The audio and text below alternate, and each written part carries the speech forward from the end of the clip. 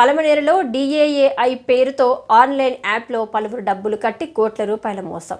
పలమనేరులో DAAI పేరుతో online trading కంపెనీలో పట్టణంలోని వందల వేలు మంది బాధితులు డబ్బులు కట్టి మోసపోయామని స్థానిక DSPని ఆశ్రయించడంతో వెలుగులోకి వచ్చింది. DAAI పేరుతో 15 కోట్ల రూపాయలుగా పైగా మోసపోయినట్లు తెలుస్తుందని తెలుపుతున్న బాధితులు. మెప్మాలో data entry operator Rajesh main సూత్రధారిగా బాధితులు ఫిర్యాదు.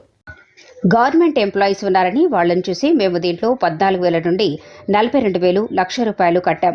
2 రోజుల్లో మా డబ్బు రిటర్న్ వచ్చేస్తుందని, ఆ తర్వాత వచ్చేదంతా లాభమేనని నమ్మించడంతో వాళ్ల మాటలు నమ్మి బంగారు నగలు కుదవపెట్టి తెచ్చాం, వడ్డీకి తీసుకొచ్చాం, ఇందులో ఇన్వెస్ట్మెంట్ చేశాం అంటూ బాధితులు DSP ఆఫీస్ దగ్గర మీడియాకు తెలిపారు.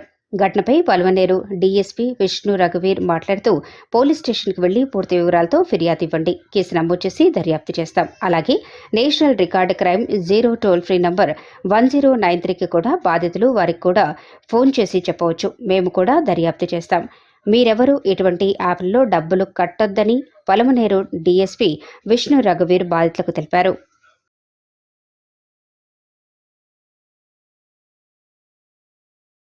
మీరెంత పెట్టారు? ఏం పని చేస్తారమ్మా?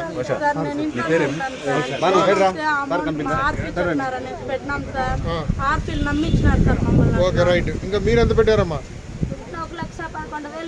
మీరమ్మా ఇంకా కొంతమందిని జాయిన్ కూడా ఎట్లా అంటే ఆశకు అంతు లేదు అంటారు. మీరు మునిగిపోవడమే కాకుండా ఇంకోటి ముంచుతున్నారు మీరు మళ్ళీ.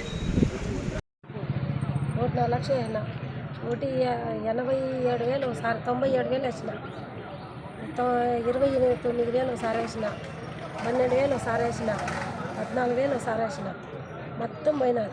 నువ్వు ఎవరు జాయిన్ చేసినావా? నేను ఎవరిని చేయలే, నా కొడుకు ఎవరిని చేసుకున్నాను. మొత్తం 1.5 లక్ష వేసిన.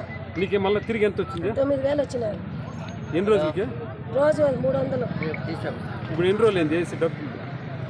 30 రోజులు అయిపోయాయి. 10,000 వేసి 30 రోజులు అయిపోయాయి. మరి నిన్ను ఎవరు జాయిన్ చేయించినారు? బేబీ ఏం పని చేస్తున్నామే? ఆర్పి అడ్డూరు ఇక్కడ మున్సిపల్ ఆఫీస్లో పని చేస్తుందా? లేదు, గ్రూపులకి ఆర్పినా? గడ్డూరు గడ్డూరు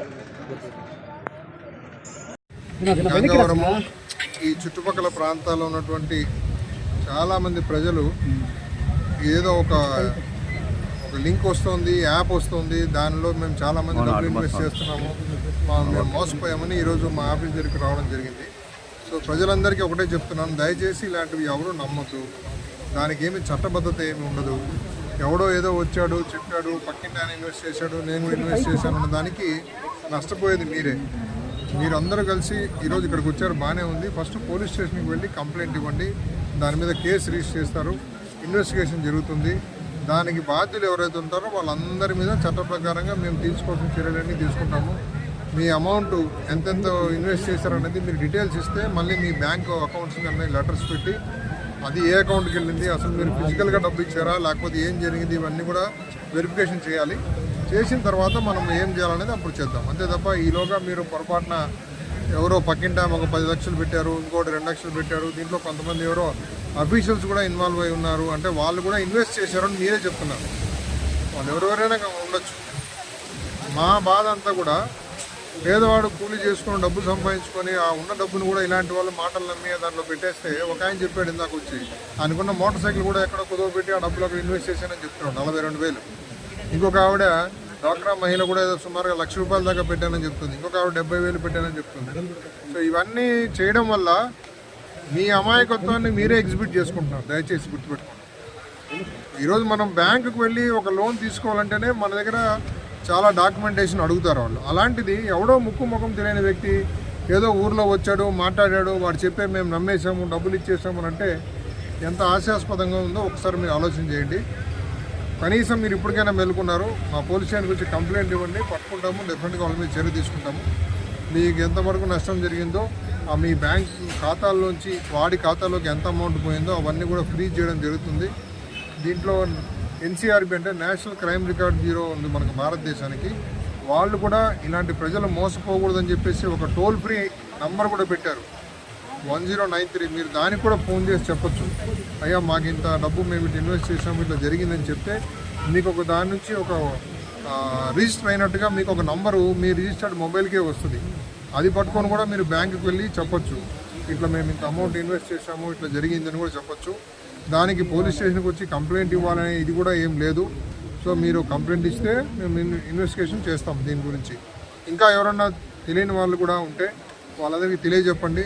మీరు ఎట్లాగైతే ఇంట్రెస్ట్గా ఎట్లుంటుందంటే పరిస్థితి, నేను 1000 రూపాయలు పెట్టాను, మా పక్కింటి వాడితో కూడా 1000 రూపాయలు పెట్టిస్తే ఇంకా బాగుంటుంది, ఇద్దరం కలిసిపోవచ్చు, వాడు అట్లా ఇంకోడు, వాడు పోయి ఇంకో 10,000, ఇదే సరిపోతాం తప్ప.